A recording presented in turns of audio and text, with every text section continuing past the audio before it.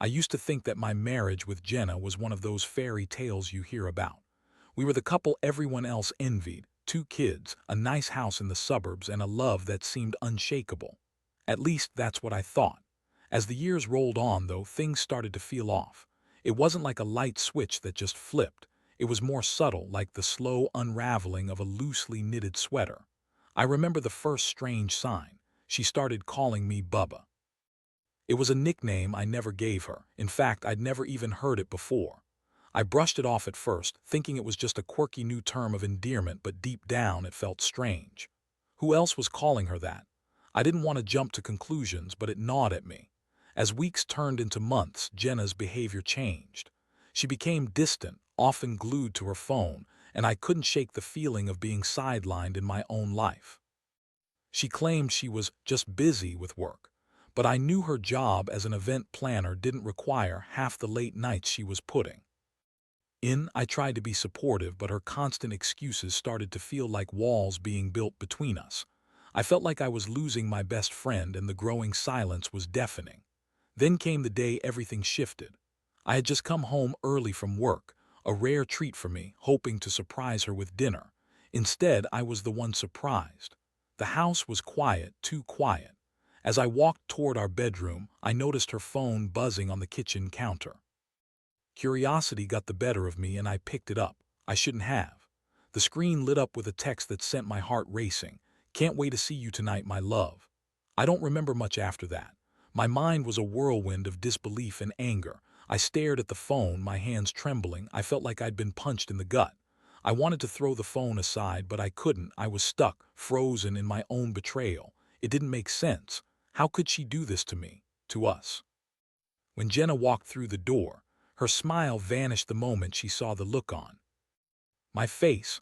I confronted her, and let me tell you, it was like opening a floodgate. I threw her phone on the table and demanded an explanation. The look of shock quickly turned into defiance, and she started with the usual excuses. "It's not what you think," she claimed, but I wasn't buying it. She spun a web of lies, claiming it was some harmless fling, just a friend who had been there for her during tough times.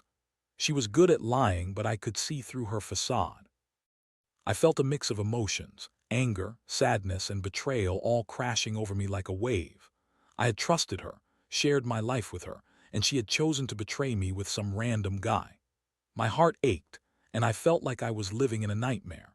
As she continued to babble about how she was confused and needed time, I found myself retreating into my own thoughts, trying to process the whirlwind of emotions pulling me in every direction.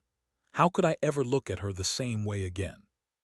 The person I thought I knew, the person I loved, was suddenly an unrecognizable figure, shrouded in lies and deceit. I knew I had a decision to make. Should I fight for what we had or walk away from the woman who had shattered my trust? I felt the weight of the world on my shoulders as I considered my next steps. I was tired of being blindsided, tired of feeling like a fool. This wasn't just about me anymore. It was about our family, our kids, and the life we had built together. The emotional roller coaster I was on felt endless. In those moments, my mind raced with thoughts of what could have been, and all I wanted was clarity. I needed to decide how to move forward in a world where my trust had been broken. What would I choose? The days that followed the confrontation were a blur. I walked around in a daze, navigating the house like a ghost in my own life. Jenna acted as if everything was fine, almost like she thought we could just pretend that moment never happened. But it had happened, and the wounds were fresh. Every time I passed her, I felt a mix of rage and sorrow. Her presence was a constant reminder of the betrayal, and I found myself avoiding her as much as I could. I didn't want to talk to her, didn't want to hear her excuses anymore.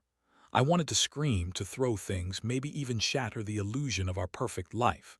Instead, I opted for silence, and that silence echoed through our home. Then, one afternoon, I decided to go through her belongings. It felt wrong, almost like I was violating some invisible code, but I was desperate for answers. I started with her phone again, but it was locked tighter than a vault. She had changed her passcode right after I confronted her, which only heightened my suspicion. So I moved to her purse, rifling through the contents with a mix of fear and determination. That's when I stumbled upon it, a small, crumpled piece of paper tucked away at the bottom, barely noticeable. I pulled it out and unfolded it, my heart racing. It was a receipt from a hotel, dated just a few days before our confrontation. The sight of it made my stomach churn. The name on the receipt wasn't familiar, but it didn't matter. The realization hit me like a brick wall. She had been lying, and she had been doing it for a while now. I was seething. My hands shook as I put the receipt back in her purse and walked away, trying to catch my breath. The realization that the affair had been ongoing, that it wasn't just a one-time mistake, felt like a punch to the gut. Every moment we had shared together, every laugh, every intimate conversation suddenly felt tainted. I was living a lie. That evening, Jenna tried to engage me in conversation, asking about my day. I could barely look at her, let alone respond. I felt like a volcano ready to erupt, all that pent-up anger bubbling under the surface. When she pressed for answers, I snapped. "How can you act like nothing's wrong?" I spat, my voice rising. "I found the hotel receipt, Jenna. You think I can just ignore that?" Her face turned pale, and for the first time I saw a flicker of fear in her eyes, but rather than owning up to it, she deflected. "You're being irrational. That was for a work retreat," she exclaimed, her voice high-pitched and panicked. Work retreat. I couldn't believe how ridiculous her lies had become. "You expect me to believe that? Why would you need a hotel for a work retreat? You could have just done that at the office." I was furious. I wanted to shout, to channel every ounce of hurt into words that would cut her deeply, but I held back. I took a deep breath instead, trying to maintain some semblance of control. She continued to argue, insisting that I was overreacting, and for a moment I started to doubt myself. Was I being irrational? I couldn't shake the thoughts that flooded my mind. What if I was just imagining things? But the evidence was right there in front of me, stark and undeniable. My heart told me the truth even when my mind wavered. Later that night, I lay in bed, staring at the ceiling, unable to sleep. My thoughts were a jumble of anger and heartbreak, spiraling into dark pits of despair. I thought about our kids, how their lives would change if I kicked her out. I thought about the house, the bills, the life we had built together. It all felt insurmountable, but a part of me also felt a flicker of hope. I remembered the love we once shared, the laughter that filled our home, the dreams we had built for our future. Was it worth fighting for? Or had Jenna's betrayal irreparably damaged what we had? I didn't know what the right choice was. I felt trapped between the love I used to know and the betrayal that loomed over me. The only thing that was clear was that I couldn't let her manipulate me anymore. I needed to confront her with the truth, to let her know that I wasn't going to stand by and be a fool. Somewhere in my gut, I felt the anger beginning to morph into a plan. I wouldn't just accept the lies anymore. No, if she thought she could play me for a fool, she had another thing coming. It was time to take control of my own life, to decide what came next. I wouldn't go quietly into the night. I would make sure she understood just how serious this all was. The game was on, and I was ready to play. The next day, I woke up with a sense of determination that I hadn't felt in a long time. I was done being a passive participant in my own life. I was going to confront Jenna with the truth that I had pieced together, armed with the knowledge of her deceit. I didn't want to scream or yell. I wanted to be calm, collected, and methodical. I needed her to understand the gravity of what she had done, and I needed to make her realize that I wouldn't just roll over and accept this betrayal. After the kids left for school, I sat down at the kitchen table, my heart racing as I waited for Jenna to come down from our bedroom. I could hear her moving around, and for a moment, the anticipation made my stomach churn. It felt like preparing for a battle, where I was the soldier ready to face the enemy. The house was too quiet, and the tension in the air was nearly palpable. When she finally walked into the kitchen, her hair was tousled, and she wore that same carefree smile that had become such a facade. "Good morning, Bubba," she chirped, but the term of endearment felt like a knife twisting in my gut. I didn't respond. I simply gestured for her to sit down. The look on her face shifted from cheerful to cautious as she took the seat across from me. "What's going on?" she asked, eyeing me warily. I took a deep breath, feeling the weight of what I was about to say. "Jenna, we need to talk," I began, trying to keep my voice steady. "I found your hotel receipt. Don't try to lie to me about it again." The color drained from her face, and for a split second I saw the mask drop. "That's not," she started, but I raised my hand to cut her off. "I don't want to hear your excuses anymore," I said firmly. "The truth is, your actions speak louder than your words. I know you've been having an affair." The silence that followed was deafening. Her eyes darted around the room, searching for a way out, but she was trapped by the evidence of her own making. I could see her mind racing as she struggled to concoct another lie, but I wasn't giving her the opportunity this time. "I want to know who it is," I pressed, feeling the anger bubbling to the surface. "Who? This guy that you've been seeing, do I know him?" She opened her mouth to respond, but the words got stuck in her throat. I could see the panic settling in. It's complicated," she finally stammered. "Complicated? You mean you're not just cheating on your husband, but you're also too cowardly to admit who you're sneaking around with?" I shot back, feeling the heat rise in my chest. She recoiled, and for the first time I felt a flicker of satisfaction. I didn't want to hurt her, but the realization that she was still trying to manipulate the truth made my blood boil. "It doesn't matter who it is," she said defiantly, her voice trembling just slightly. "You wouldn't understand." I leaned forward, my gaze piercing into her. "Try me. I deserve to know who has been taking you away from me, who has been whispering sweet nothings in your ear while you were lying in bed beside me." Jenna looked down, avoiding my gaze as the silence stretched between us. I could see the guilt etched across her face, but she wouldn't admit it. Instead, she leaned back in her chair, crossing her arms defensively. "You're making a big deal out of nothing." "Nothing," I repeated incredulously. "You think cheating on your husband is nothing. You think lying to me every single day is nothing." She opened her mouth to respond, but then closed it again, as if she didn't know how to defend the indefensible. I could see the conflict on her face. She wanted to justify her actions, but deep down, I think she knew how wrong she was. "Jenna, I want you to think about our kids," I continued, my voice softer now. "What kind of example are you setting for them? You're teaching them that it's okay to lie, to deceive the person you love. You're breaking this family apart, and for what? A fling." Her defiance wavered for a moment, and I could see the tears pooling in her eyes. But instead of breaking down, she snapped back into her defensive mode. "You don't know what I've been going through. You don't know how lonely I felt." Lonely? I felt a surge of indignation. "You think I didn't feel lonely too? We were supposed to be in this together, but instead you chose to run off with someone else." As we continued to argue back and forth, I realized that this confrontation wasn't just about revealing the affair. It was about peeling back the layers of betrayal and hurt that had been festering for too long. I didn't just want answers. I wanted to reclaim my sense of self, to put my foot down and demand respect and honesty in our relationship. Despite her insistence on deflecting blame, I knew this confrontation was pivotal. I could see the cracks beginning to show in her armor, a realization that I was no longer the passive husband she could manipulate. I was standing my ground, and the tide was beginning to turn. Finally, I took a deep breath, trying to calm the storm inside me. "Look, I don't want this to be the end of us, but we need to have honesty, Jenna. If you want to work through this, you need to come clean. I can't fight a battle if I don't know who the enemy is." Her expression shifted, and for a moment I thought I could see the glimmer of honesty returning to her eyes. But would she take the opportunity? Would she choose to fight for our marriage, or would she continue down the path of deceit? I didn't know what would happen next, but I was ready for whatever came my way. The silence that followed my ultimatum stretched on like a taut string, ready to snap at any moment. Jenna's eyes flickered with uncertainty as she weighed her options.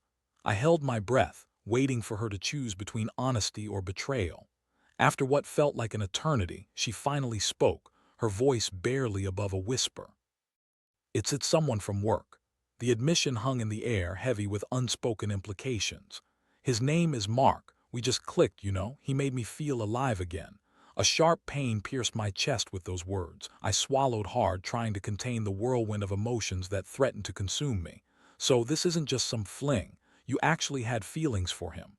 She nodded, her lips pressing together in a thin line.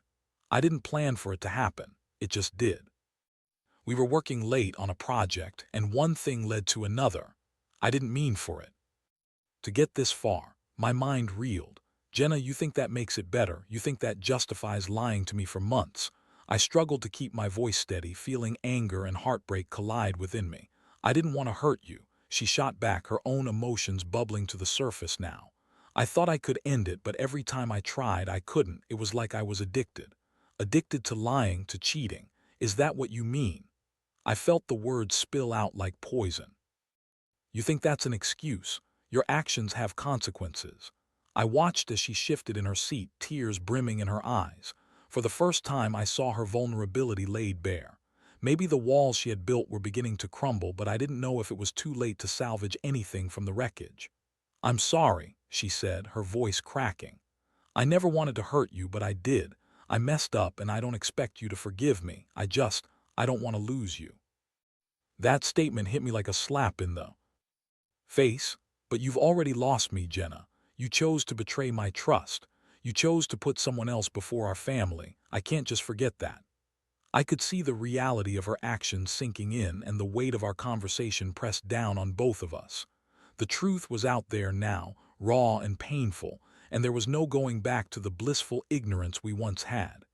As she sobbed, I felt an unexpected pang of empathy. I had spent so long suppressing my own emotions that I hadn't considered how she might feel too, now that the truth was out. But even with that understanding, I struggled to reconcile the love I once had for her with the hurt she had caused.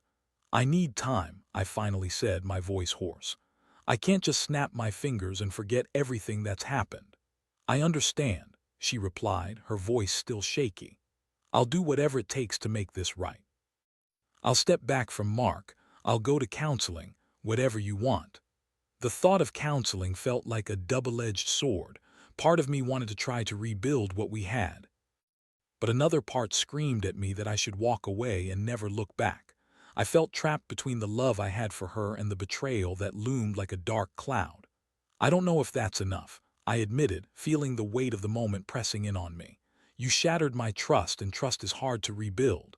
I don't want to be stuck in a cycle of pain. Jenna looked at me with desperation in her eyes, the sincerity of her plea palpable. I'll prove it to you. I swear I will. Just give me a chance. Her words lingered in the air, and I could feel the conflict within myself escalating. Could I trust her again? Did she even deserve that chance? As I wrestled with those questions, my phone buzzed on the table, breaking the tension in the room. I glanced at the screen and felt a knot tighten in my stomach. It was a text from my sister, asking how I was holding up. I hesitated, fingers hovering over the screen. Part of me wanted to confide in her, but I knew that if I opened that door, there would be no closing it. I was still trying to process everything myself. I didn't want to spread the pain any further, but then I realized maybe this was exactly what I needed. I needed support from someone who loved me unconditionally, someone who could help me navigate this storm. I typed out a quick reply, telling my sister I was struggling but would talk later, then put my phone down. Jenna was watching me intently, her expression a mix of hope and fear. Are you going to leave me? She asked, her voice trembling. I don't know, Jenna, I replied honestly. I really don't. I can't just pretend everything is fine. I need you to understand that. I do. I swear I'll do better. I'll fight for us. And just like that, I saw a flicker of the woman I fell in love with, someone fierce, determined, and capable of growth. Still, I wasn't ready to jump back and head first. I had to approach this carefully. I think we both need some space to think, I said, feeling like I was treading on fragile ground. I need to figure out what I want, and you need to figure out what you want, too. She nodded quietly, as if finally understanding the gravity of the situation. I'll respect that. I hope we can find our way back to each other. Her words hung in the air as I rose from the table, the weight of uncertainty settling in my chest. I didn't have all the answers, and I wouldn't pretend to. But as I stepped away, I felt a glimmer of hope that perhaps, just perhaps, we could navigate this together. Would it be easy? No. But it was a start, and sometimes a start was all you needed. The journey ahead would be long and fraught with challenges, but I was willing to face it if it meant finding clarity in the chaos. The next few weeks were a blur of emotions, a chaotic mix of confrontation, reflection, and strained interactions. Jenna and I established a routine. We were cohabiting in the same house but living in separate worlds. The kids were oblivious to the storm brewing beneath the surface, and I was determined to keep it that way for their sake. I didn't want them to feel the weight of our issues. They deserved a semblance of normalcy in their lives. During the day, Jenna was on her best behavior, constantly trying to prove herself.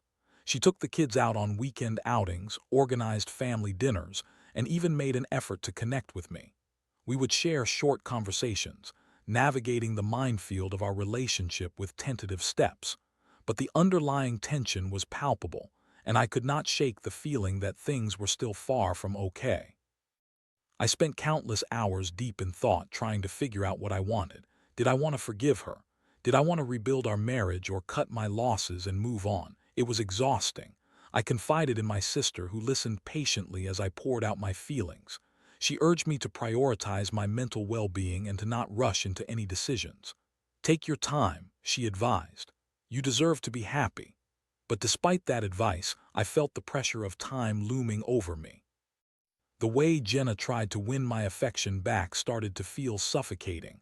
Her constant apologies were like a broken record.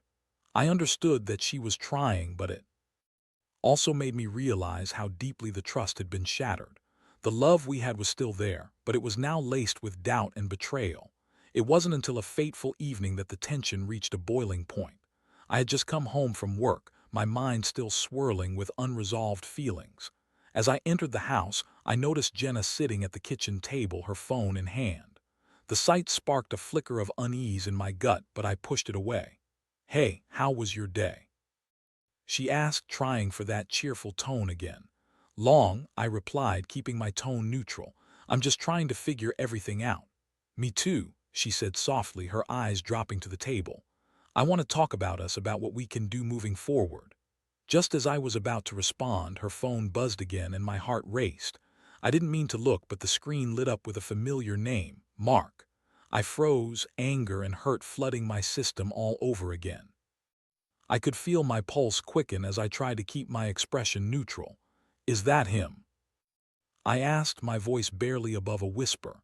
Jenna's head snapped up, eyes wide. "What? No, it's just a work text," she stammered, a hint of panic creeping into her voice. I couldn't hold back my frustration. "Really? Because it looks like the guy you were having an affair with is still a part of your life." "Stop, you're overreacting," she shot back, but the defensive tone only fueled my anger. "Overreacting? You're still in contact with him, after everything." My voice rose, each word laced with disbelief and hurt. "You expect me to believe that you just want to be friends? You think I'm that naive?" The air in the room grew thick with tension, and I could see her grasping for words, struggling to find an explanation that would appease me. But I had reached my limit. I felt like I was standing on the edge of a precipice, and this conversation could either pull me back or push me over. "Do you even care how much this hurts me?" I demanded, my voice trembling with emotion. "How can you claim to want to fix our marriage while keeping him in your life?" Jenna's expression shifted from defensive to remorseful, and for a moment I thought I could see sincerity in her eyes. "I didn't want to hurt you, I swear. I thought I could handle it. I thought—" "You thought what?" I interrupted, unable to mask the frustration in my tone. "You thought it was okay to maintain a relationship with the guy who broke our trust. You're still not understanding the gravity of this." Tears welled up in her eyes as she realized the depth of her mistake. "I thought I could keep him at a distance, but I was wrong. I see that now." "Do you?" I challenged, feeling a wave of emotion wash over me. "Because it doesn't seem like you're taking this seriously. You're still hiding things from me." In that moment, I felt a surge of clarity. I couldn't keep living like this, teetering on the brink of despair, constantly questioning her honesty. I needed to take a stand, to put my foot down once and for all. "Maybe it's time for you to decide if you want to be with him or with me. I can't be in limbo while you try to navigate this." Her expression shifted, and I could see the realization dawning on her. "I don't want him, I want you," she declared, her voice trembling. "But I know I've made a mess of things, and I need to prove that to you." My heart conflicted with emotions. I wanted to believe her, truly I did, but the scars ran deep. "Proving it means cutting him out of your life completely. No text messages, no calls, nothing. The choice is yours. If you want to work on us, then you need to make that decision." Jenna nodded slowly, her expression serious. "I'll do it, I promise. I'll block him and cut all ties. I want to show you that I can be the wife you deserve." As the gravity of the moment settled over us, I realized how pivotal this decision was. The road ahead would be filled with challenges, and I knew it wouldn't be easy. But if we were going to rebuild our marriage, it had to start with trust, trust that she was willing to fight for us.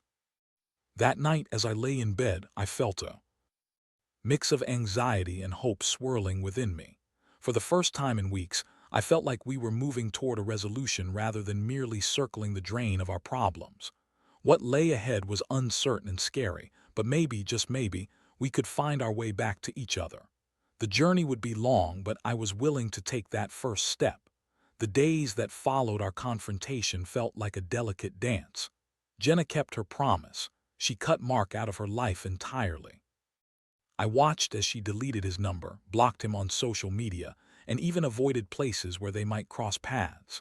Each day that passed without incident felt like a small victory, a step toward rebuilding the trust that had been shattered. But the journey was far from smooth. While Jenna was working hard to prove herself, I was still grappling with the emotional fallout of betrayal. There were moments when I would see her smile, and for a fleeting second, I would be reminded of the woman I fell in love with. But then memories of her infidelity would come crashing back, dragging me down into a pit of doubt and insecurity. We decided to seek counseling, which was a major step for both of us. On our first visit, the therapist led us through a series of exercises aimed at improving communication. It was uncomfortable at times, peeling back layers of our relationship that had been buried under resentment. With every session, I found myself alternating between hope and frustration. I wanted to believe we could repair this, but every now and then the anger would flare up, and I'd feel like we were taking one step forward and two steps back. Jenna was committed, and that was evident. She stepped up her efforts, not just in therapy but also at home. She became more attentive to the kids, planning family activities that brought us all closer. I saw glimmers of the woman I had married, and it filled me with a sense of longing. But the road to healing was paved with discomfort. Every laugh we shared was tinged with the memory of her betrayal. One day, after a particularly heated therapy session, I was sitting on the porch with a glass of whiskey in hand, feeling the weight of the world on my shoulders. Jenna joined me, her expression somber. "Can we talk?" she asked softly. "Sure," I replied, my heart racing. I wasn't sure what to expect, but I knew we needed to have this conversation. "I've been thinking about everything," she began, her voice steady but laced with vulnerability. "About how I hurt you, how I lost sight of what was important. I'm really sorry for all of it." I nodded, trying to read her. "I know you're trying, Jenna, but it's hard for me to forget what happened. I keep replaying it in my mind." "I understand," she said, biting her lip. "And I don't want you to forget. I want you to remember so that we can learn from it. I don't want to go back to who I was." Her honesty, raw and unfiltered, hit me hard. I realized that while I was still grappling with my feelings, she was also on her journey of self-discovery. We were both learning, both trying to navigate through the wreckage. "I just don't know if I can trust you fully again," I admitted, my voice barely above a whisper. "It's hard to open myself up when I'm still so hurt." "Then let's take it slow," she suggested, her eyes earnest. "I'm willing to put in the work. I'll do whatever it takes to earn your trust back. We can rebuild this at your pace." As I looked into her eyes, I saw sincerity and determination. The woman sitting before me was not the same person who had betrayed me. She was someone fighting to make amends and re-establish the connection we had lost. Gradually, as time passed, I began to let my guard down. There were still moments when the past crept in like an unwelcome shadow, but I learned to communicate these feelings instead of letting them fester inside. We both learned to embrace the discomfort of vulnerability and found a way to share our fears and doubts openly. Months later, during a family outing to the park, I watched Jenna interact with our kids, her laughter ringing out like music in the air. It struck me how different everything felt now. I had allowed space for healing, both for me and for her, and it was beginning to pay off. We were not the same couple we had been before, but maybe that was such a bad thing. After everything, I found myself reflecting on the lessons I had learned, the importance of communication, the necessity of trust, and the power of forgiveness. I understood that relationships could be messy and complicated, but they could also be resilient. As I sat on the grass, watching my kids chase each other with joy, I felt a flicker of hope. Maybe we could make it through this after all. Maybe love could triumph over betrayal if both parties were willing to put in the effort. And so, I chose to embrace the uncertainty, to trust in the journey we were on. There would be challenges ahead, but I was ready to face them with my heart wide open. Life had thrown us a curveball, but together, we were learning to hit back.